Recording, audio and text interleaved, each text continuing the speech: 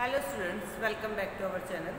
Students, जैसे कि हमारी फिजिकल एजुकेशन हमने वीडियो के थ्रू स्टार्ट कर दी थी, उसके 2 लेसन ऑलरेडी कंप्लीट हो चुके हैं।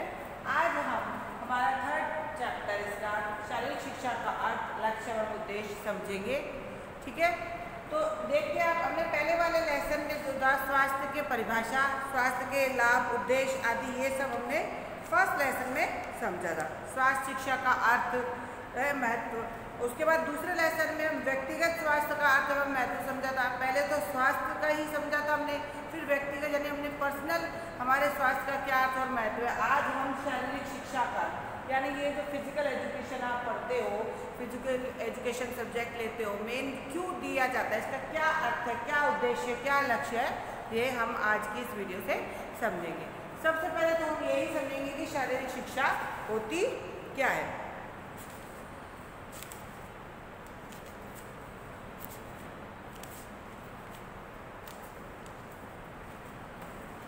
शारीरिक शिक्षा की अवधारणा बहुत प्राचीन है। प्राचीन समय में इसका प्रयोग अव्यवस्थित रूप से था, जो आज पूर्णतः व्यवस्थित हो चुका है। मतलब ये धारणा जो है शारीरिक शिक्षा, ये प्राचीन समय से चली आ रही है, लेकिन प्राचीन समय में इसकी डेफिनेशन, इसका अर्थ जो एक व्यवस्थित रूप से सामने नहीं आ पाया था, लेकिन अब जो है एक व्यवस्थित रूप से वो सामने आ चुका है। इसलिए शिक्षा शास्त्रियों ने शारीरिक शिक्षा की अवधारणा को पुनः परिभाषित किया। शारीरिक शिक्षा की आधुनिक अवधारणा के अंतर्गत शारीरिक शिक्षा न केवल शारीरिक विकास करती है, बल्कि मानसिक, सामाजिक, संवेगात्मक आदि विकास भी करती है। यानी जो शारीरिक शिक्षा है, जो फिजिकल एजुकेशन है, वह एक व्यक्ति का शारीरिक विकास में मदद नहीं करती, बल्कि उसके मानसिक, सामाजिक और संवेगात्मक विकास में भी मदद करती है। अर्थात इसका उद्देश्य व्यक्ति या छात्र का, कोई भी व्यक्ति हो सकता है या इसे पढ़ने वाला छात्र हो सकता है, व्यक्ति या छात्र का सर्वांगीण विकास करना है। शारीरिक शिक्षा, फिजिकल एजुकेशन, इसका सबसे पहला कार्य क्या है, मेन उद्देश्य क्या है, व्यक्ति या छात्र का सर्वांगीण विकास करना, यानी चारों तरफ से उसका विकास होना चाहिए। शिक्षा शास्त्रियों के अनुसार शारीरिक शिक्षा शिक्षा का ही एक महत्वपूर्ण एवं अभिन्न अंग है। ये भी शारीरिक शिक्षा जो है वो शिक्षा का ही यानी हमारी एजुकेशन का ही एक अंग है, क्योंकि शारीरिक क्रिया एवं खेलों के द्वारा बच्चों का सर्वांगीण विकास होता है। क्योंकि शारीरिक क्रियाओं के द्वारा ही, हमारी फिजिकल जो एक्सरसाइज होती है उसके द्वारा ही बच्चों का सर्वांगीण विकास होता है। हम हर वीडियो में ये बात समझते हैं, अगर हम रेगुलर एक्सरसाइज नहीं करेंगे, हमारी बॉडी मूवमेंट नहीं करेगी, हम सुस्त पड़े रहेंगे, आराम से रहेंगे, तो हमारा शरीर जो है वो धीरे धीरे खराब हो जाएगा, क्योंकि मसल्स जो है वो अपने आप में वीक होती जाएगी।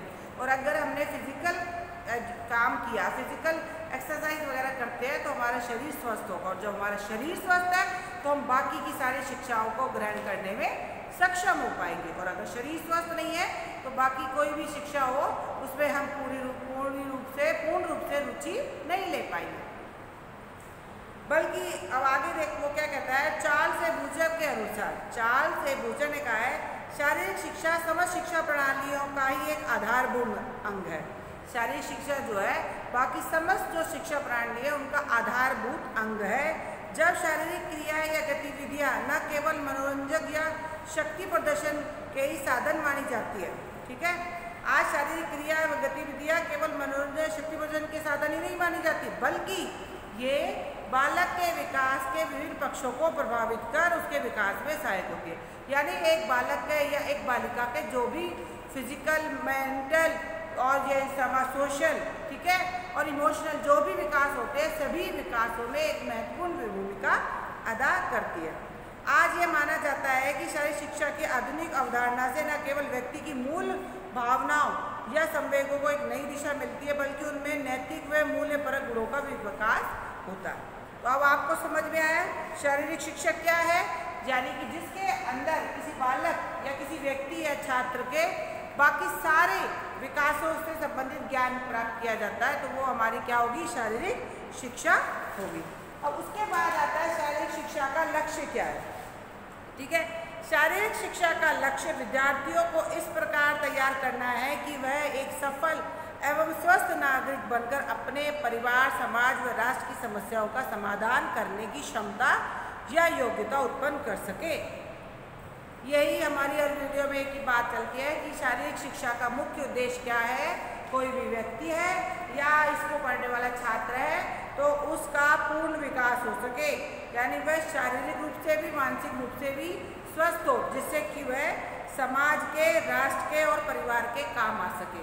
अगर व्यक्ति स्वस्थ है तभी तो वह अपना विकास करेगा, जब अपना विकास करेगा तो वह अपने परिवार का विकास करेगा, जब परिवार का विकास करेगा तो एक समाज का विकास होगा, जब एक समाज का विकास होगा तो एक देश का विकास होगा, और जब एक देश का विकास होगा तो एक राष्ट्र का विकास होगा।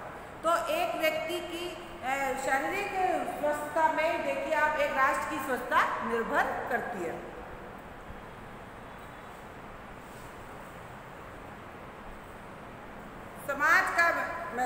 समाज का महत्वपूर्ण हिस्सा बनकर सफलता से जीवन यापन करते हुए जीवन का पूरा आनंद उठा सके।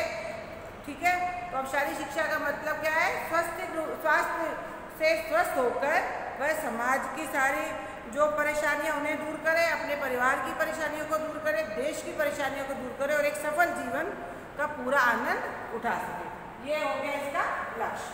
अब हमारे पास आते हैं उद्देश्य। अब क्या आते हैं? उद्देश्य। अब जो शारीरिक शिक्षा के उद्देश्य है वो बहुत सारे क्या कहते हैं उनको, राइटर्स जो होते हैं उनके अकॉर्डिंग करके उसके बहुत से उद्देश्य है। शारीरिक शिक्षा के जो उद्देश्य है वो बहुत है, जिनमें से सबसे पहला उद्देश्य है शारीरिक विकास करना। ठीक है, बहुत से क्या कहते हैं ये जो राइटर वगैरह है जो शारीरिक शिक्षा पे अपनी परिभाषाएं देते हैं, जैसे चार्ल्स बूचर है, इरविन है, लॉस्की है, वॉक वाल्टर है, जेबी नैश है, हैगमैन है, ब्राउनवेल है, इन सब को मिलाकर जो शारीरिक शिक्षा के मेन उद्देश्य हमारे सामने आते हैं उनमें नंबर 1 आता है शारीरिक विकास करना। शारीरिक शिक्षा का सबसे महत्वपूर्ण उद्देश्य क्या है? शरीर का विकास करना, शारीरिक क्रियाओं मांसपेशियों को मजबूत करने, रक्त का बहाव ठीक करने, पाचन क्रिया में पाचन शक्ति में बढ़ोतरी करने और श्वसन क्रिया को ठीक करने में सहायक होती है। शारीरिक क्रिया न केवल भिन्न प्रणालियों को स्वस्थ और ठीक रखती है बल्कि उनके आकार, शक्ल और कुशलता में भी बढ़ोतरी करती है। शारीरिक शिक्षा का उद्देश्य व्यक्ति को शारीरिक तौर पर स्वस्थ बनाना, उसके व्यक्तित्व के प्रत्येक पहलू को निखारना है।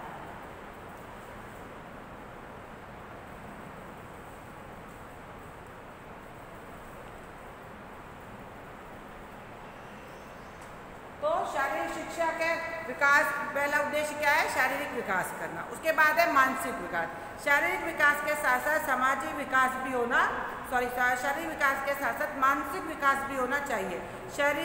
शारीरिक शिक्षा ऐसी क्रियाएं प्रदान करती है जो व्यक्ति के दिमाग को उत्तेजित करती है।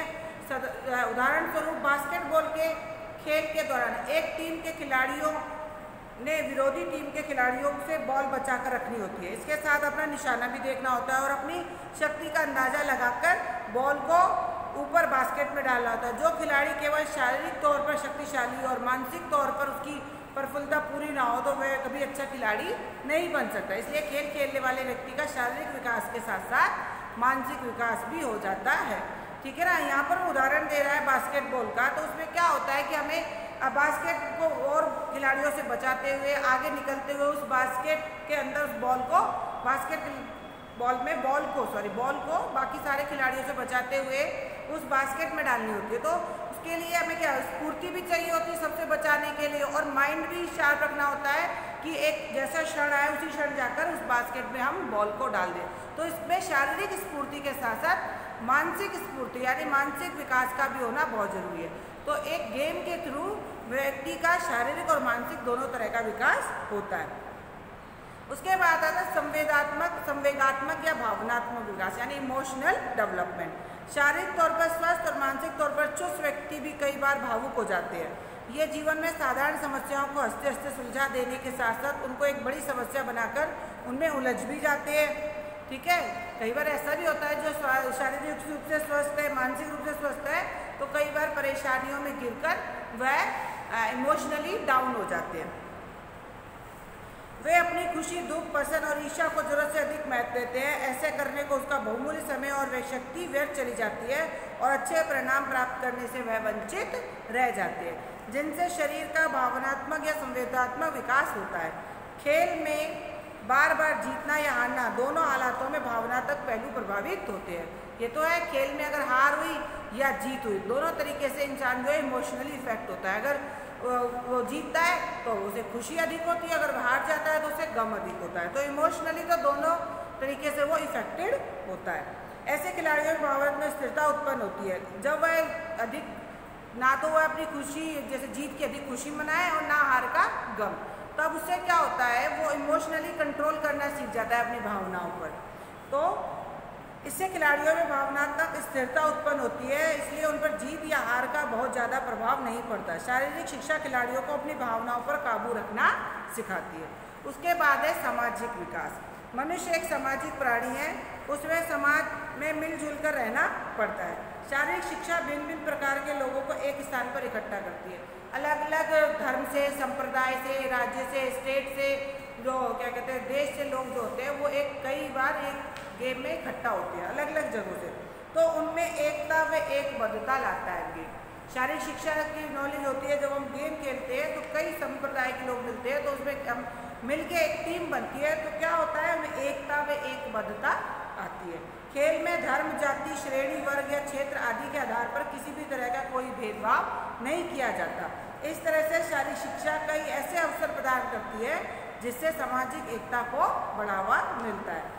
सामाजिक व नैतिक विकास में वृद्धि होती है और एक दूसरे से साथ मिलकर रहना, एक दूसरे का सम्मान करना, एक दूसरे की आज्ञा का पालन करना व बड़ों का सम्मान करना, नियमों का पालन करना आदि आदतों का विकास होता है।